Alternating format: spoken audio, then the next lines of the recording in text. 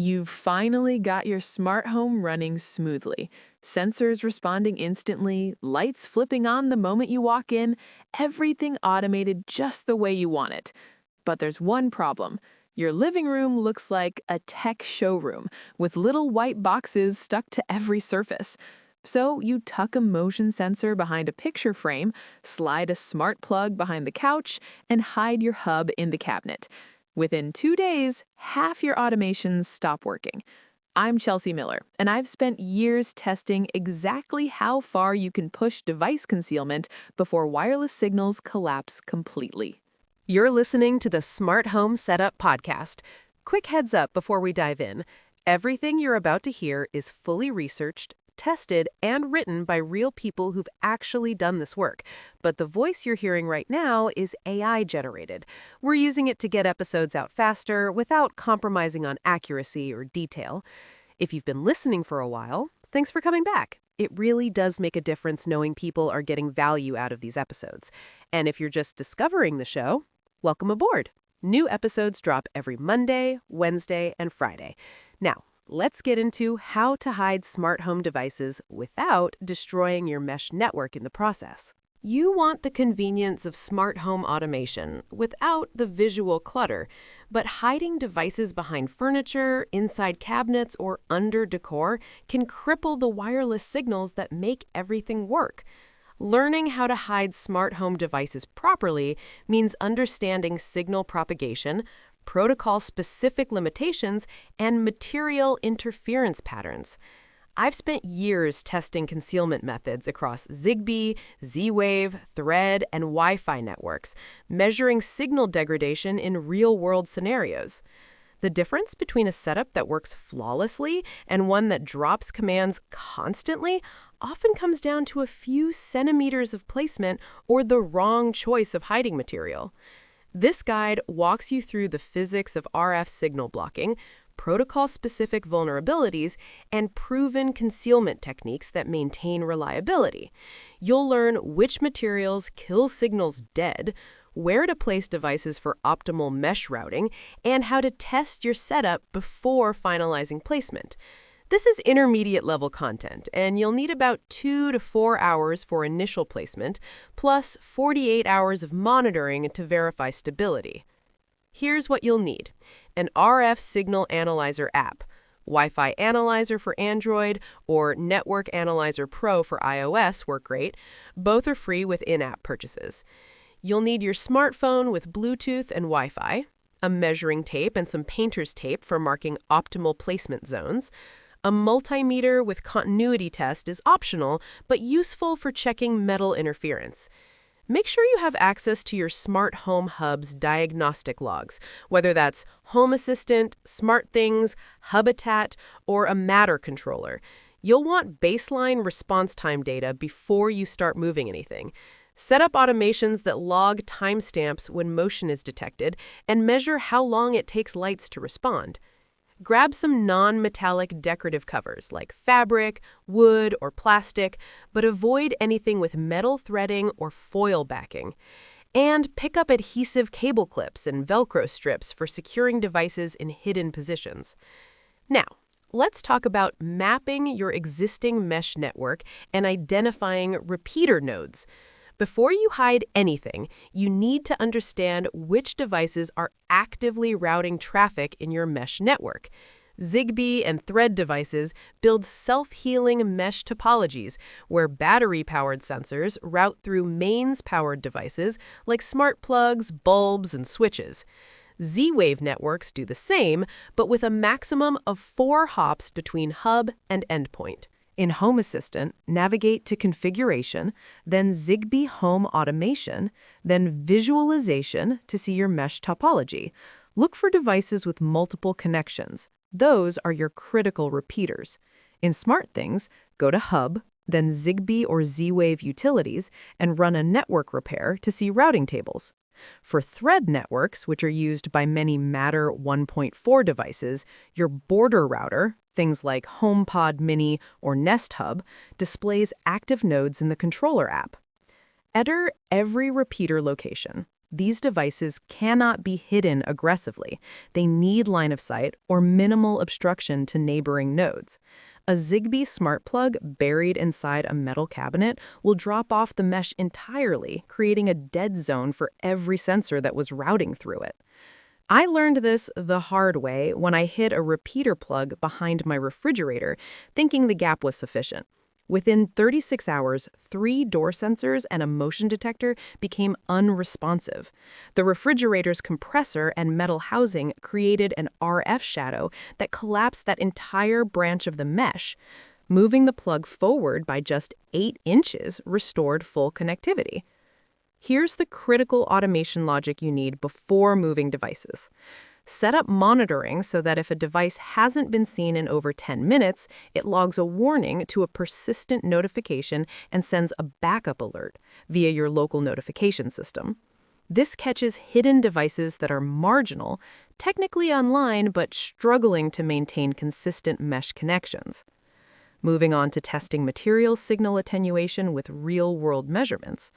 Not all hiding materials are equal. Fabric and wood cause minimal signal loss, typically 1 to 3 decibels for Zigbee and Thread, 2 to 5 decibels for Wi-Fi. Metal is catastrophic. Even thin aluminum foil can attenuate 2.4 gigahertz signals by 20 to 40 decibels, effectively killing communication. Glass varies wildly. Standard window glass is mostly transparent to RF, but mirrored or low-E glass with metallic coatings blocks signals aggressively. Conduct actual tests before finalizing placement.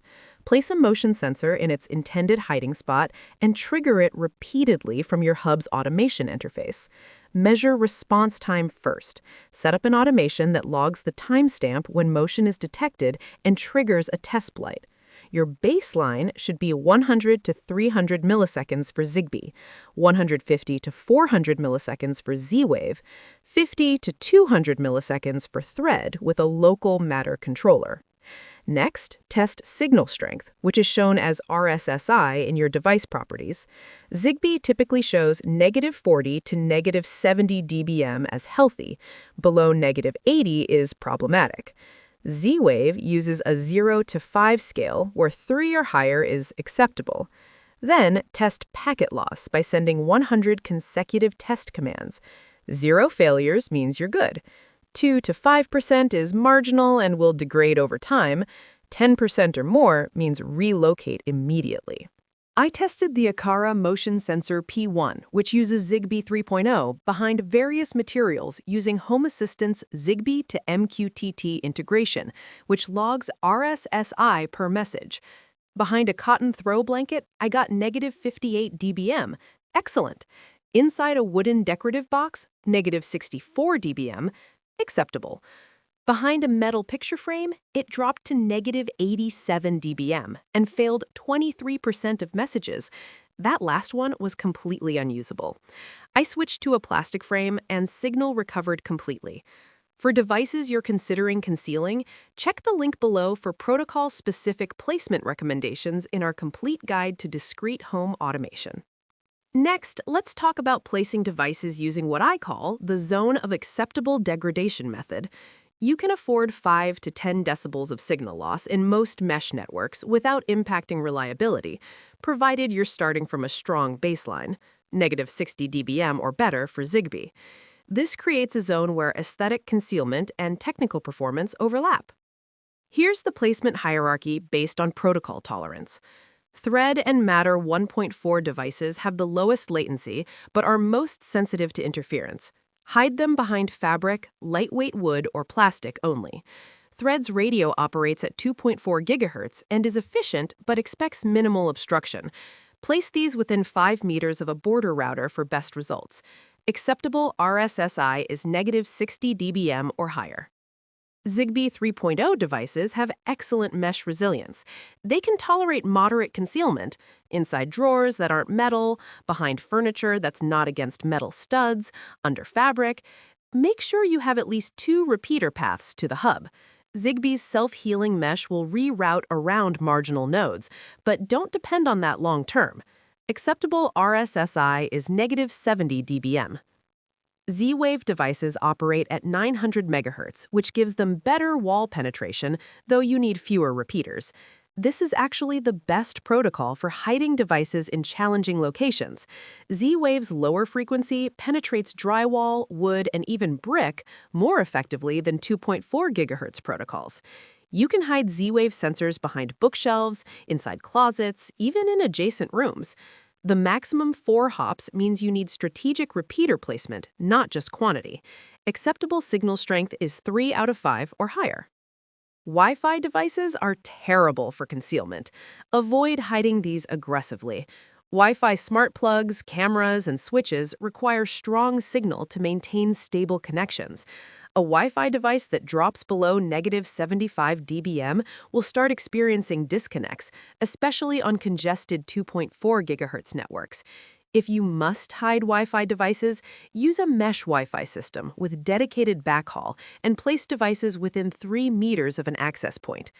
For Matter 1.4 networks specifically, check the link below to understand how border router placement affects hidden device reliability. Now let's get into strategic repeater placement for hidden sensor coverage. Once you've identified hiding locations that pass signal tests, add dedicated repeaters to create redundant mesh paths. This is non-negotiable for battery-powered sensors. They rely entirely on mains-powered devices for routing. Place Zigbee smart plugs every 10 to 12 meters in visible, elevated locations. Wall outlets work great, not floor-level ones. These become your mesh backbone, and hidden sensors will route through them automatically. For Z-Wave, you need fewer repeaters due to 900 MHz propagation, but placement is more critical. Z-Wave has a maximum 4-hop limit, so calculate your routing paths deliberately. Here's the automation logic I use to verify mesh health. If sensor RSSI drops below -75 dBm, check for an available repeater within 5 meters. If no repeater is found, send an alert saying, "Add a repeater near that device location." If there is a repeater, just log it as a marginal device with available repeater, and keep monitoring. For thread networks used in Matter 1.4, every thread-compatible device with mains power becomes a router automatically. Apple HomePod Mini, Nano Leaf bulbs, Eve energy plugs.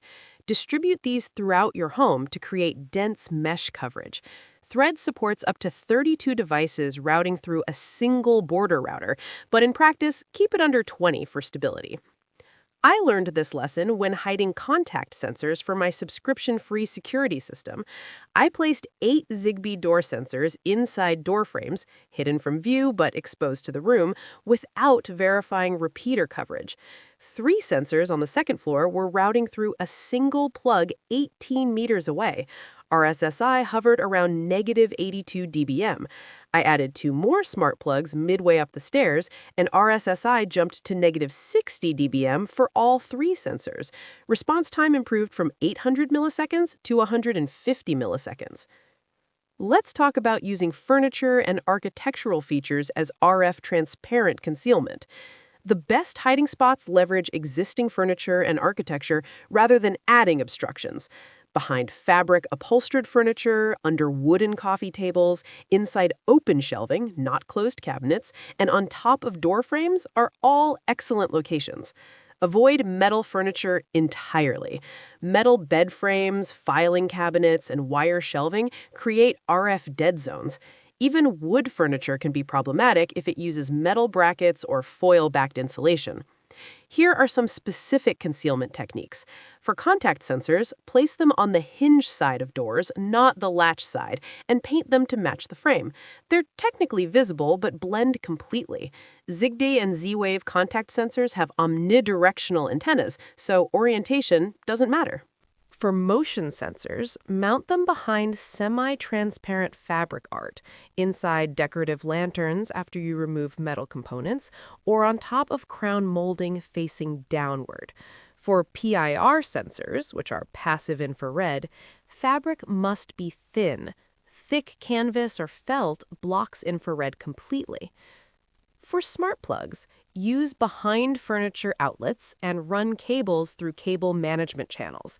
For energy monitoring plugs, which are bulkier, consider in-wall smart switches instead.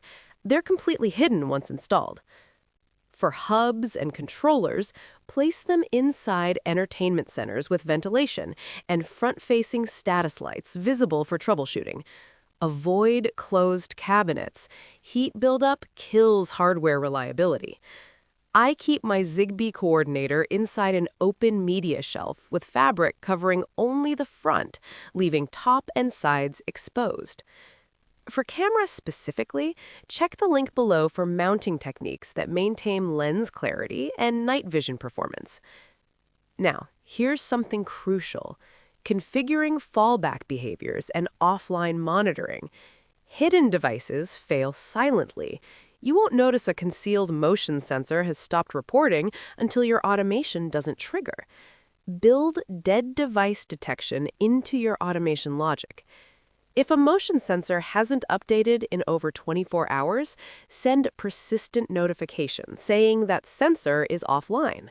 Disable dependent automations to prevent false positive scenarios, and switch to a backup detection method if you have one available. For critical security automations, like door sensors triggering alarms, implement secondary verification. If the door sensor shows open and camera motion is detected, trigger the alarm. But if the door sensor shows open and camera motion is not detected, log a warning about a possible false positive. Wait 5 seconds, then recheck the sensor state. This catches scenarios where a hidden sensor is marginal, reporting intermittent opens and closes due to weak mesh connectivity, without triggering false alarms. Here are latency expectations for hidden devices. Zigbee with a direct path should be 100 to 200 milliseconds, Zigbee with a 2-hop mesh, 200 to 400 milliseconds, Z-Wave Direct is 150 to 300 milliseconds, Z-Wave Multi-Hop is 300 to 600 milliseconds, Thread with Matter 1.4 and a local controller should be 50 to 150 milliseconds. Wi-Fi depends on network congestion and cloud latency, but expect 200 to 800 milliseconds. If hidden placement increases latency beyond these ranges, you're pushing signal limits. Relocate the device or add repeaters. For comprehensive monitoring automation examples, check the link below. The same device unavailable logic applies to hidden sensor monitoring. Next step, conduct a 48-hour stress test before finalizing placement. Once everything is hidden, run your network under real-world conditions for at least 48 hours before calling it finished. This catches marginal setups that appear functional initially, but degrade over time. Monitor these metrics. First, device availability. 0 dropouts is good. Occasional brief disconnects, under 30 seconds and only 1 or 2 times over 48 hours, is marginal but usable. Frequent dropouts mean relocate immediately. Second, automation response time consistency. Variation of plus or minus 50 milliseconds is excellent. Plus or minus 200 milliseconds is acceptable. More than plus or minus 500 milliseconds indicates signal instability. Third, mesh routing changes. Check your hub's network map. If hidden devices keep switching parent nodes, they're on the edge of connectivity. Add a repeater. Fourth, battery drain for wireless sensors. If a battery-powered hidden sensor loses 5% or more charge in 48 hours, it's struggling to maintain mesh connection and burning through power with retransmissions. Expected drain should be under 1% per week for modern Zigbee 3.0 devices. I use Home Assistant's InfluxDB integration to log RSSI and response times continuously, then visualize trends in Grafana. You don't need that level of detail, but basic logging through your hub's automation engine catches most issues. Every hour, for each hidden device in your device list, log RSSI, last seen time, and battery level. If RSSI drops below your threshold or last seen time exceeds 15 minutes, flag that device for review. After 48 hours, review logs for patterns. One sensor consistently hitting -78 dBm at 3 a.m. Your neighbor's microwave might be interfering. 2.4 GHz Zigbee and Wi-Fi share spectrum with microwaves.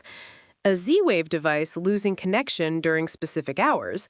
Check for devices with motors or compressors like HVAC or refrigerators causing RF noise. Now, let's talk about documenting final placement and creating a maintenance schedule. Once your hidden setup passes stress testing, document everything. Take photos of hidden devices before covering them, note RSSI baselines, and map which repeaters each hidden sensor routes through. 6 months from now, when you need to replace a battery or troubleshoot an issue, you'll thank yourself. Create a quarterly maintenance routine. First, check RSSI for all hidden devices and compare against baseline. Degradation of 5 or more decibels indicates repeater failure, furniture moved, or interference sources added. Second, replace batteries proactively based on logs, not waiting for low battery warnings, which often arrive days before complete failure. Third, rerun network repair or optimization in your hub to rebuild routing tables. This compensates for devices added or removed since initial setup. Fourth, test critical automations manually. Trigger each hidden sensor and verify expected behavior. For Zigbee networks specifically, check the link below for a comprehensive maintenance reference. One important privacy note. Hidden devices are only as private as their cloud dependencies. A concealed camera that streams to Amazon or Google servers isn't hidden from surveillance, it's just hidden from guests. Prioritize local-only devices for truly private automation. Check the link below for options that keep footage on device or local NAS storage.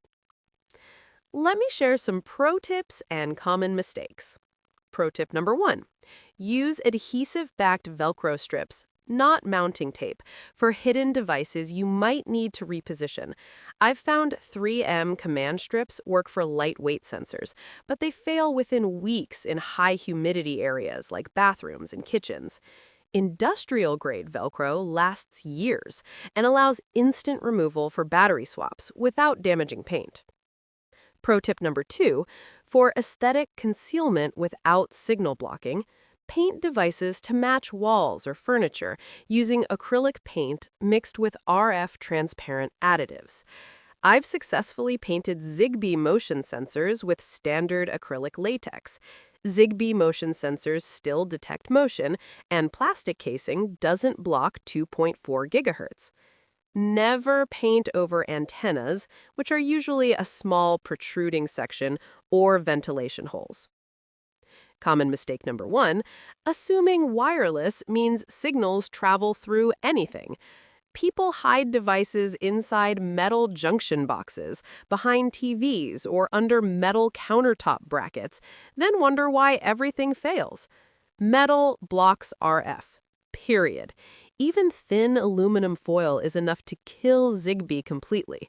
If the hiding location involves metal, test signal strength before committing. Common mistake number 2, hiding hubs and controllers.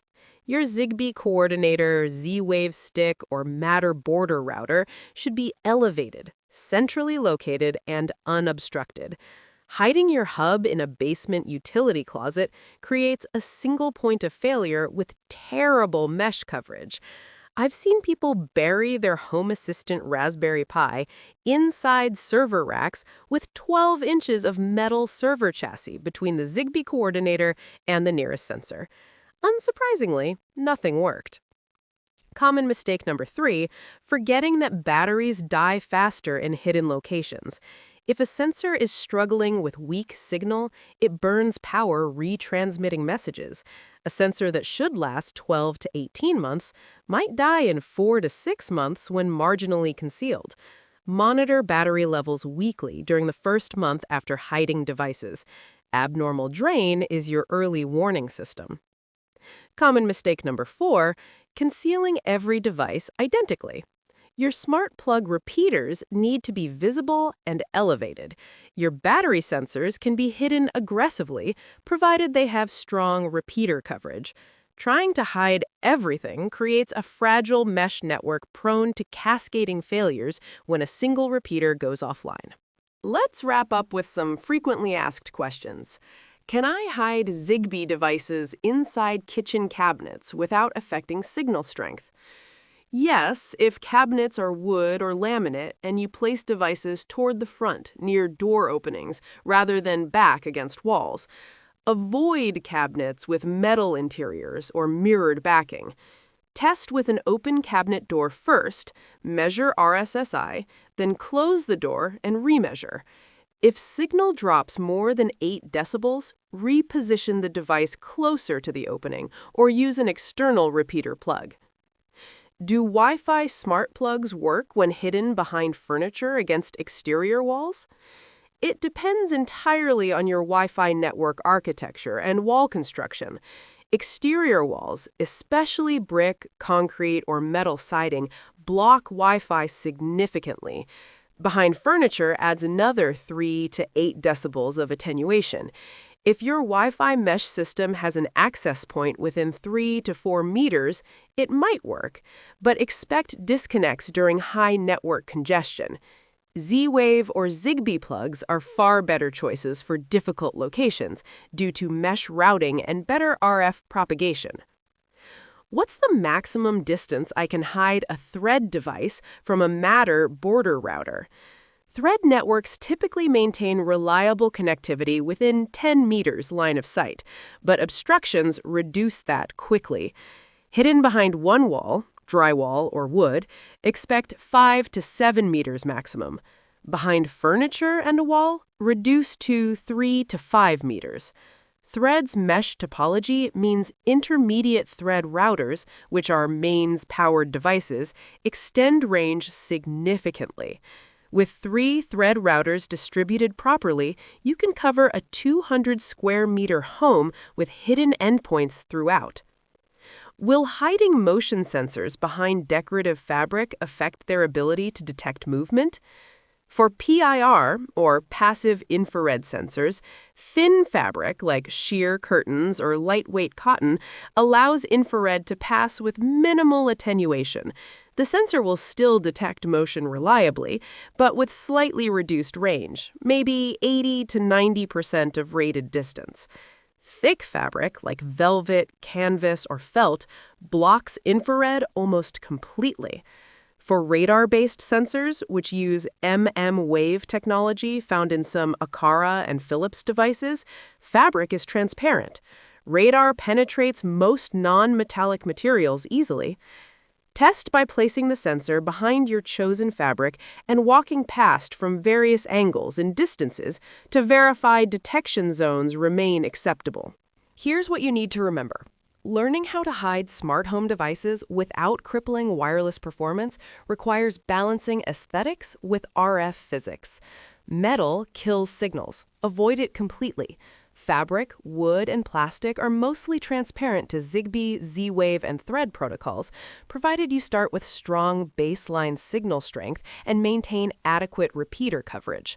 Test before finalizing placement, monitor RSSI continuously for the first 48 hours, and build dead device detection into your automation logic to catch silent failures. Z-Wave's 900 MHz frequency gives it superior wall penetration compared to 2.4 GHz protocols like Zigbee, Thread, and Wi-Fi, making it the best choice for aggressive concealment.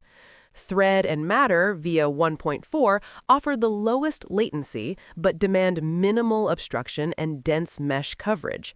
Wi-Fi devices shouldn't be hidden behind significant obstructions unless you have robust mesh networking with nearby access points. For a complete device placement strategy across all protocols, check the link below. Your automation convenience doesn't have to come with visual clutter, but it absolutely requires understanding how your chosen protocols behave when concealed. One last thing. Cloud-free viability score for hidden setups is 9 out of 10. All protocols mentioned, Zigbee, Z-Wave, and Thread via Matter, support completely local operation with Home Assistant, Habitat, or similar local controllers. Signal propagation and mesh behavior are identical whether devices phone home or run entirely offline. The RF physics don't care about cloud dependencies. The only limitation, some commercial hubs like SmartThings or Alexa require internet for initial device pairing, though operation remains local afterward. For maximum privacy with hidden devices, use Home Assistant with Zigbee 2 MQTT or ZHA integration. Zero cloud dependencies, complete local control, and full diagnostic visibility into your concealed mesh network. That wraps up this episode of the Smart Home Setup Podcast. Thanks for listening. New episodes come out every Monday, Wednesday, and Friday, so there's always something fresh coming down the line. If you found this one useful, I'd really appreciate it if you could leave a 5-star rating and write a quick review. It sounds small, but it genuinely helps other people find the show when they're searching for smart home advice that actually works. And make sure you hit subscribe or follow so you get notified the second a new episode goes live. See you next time!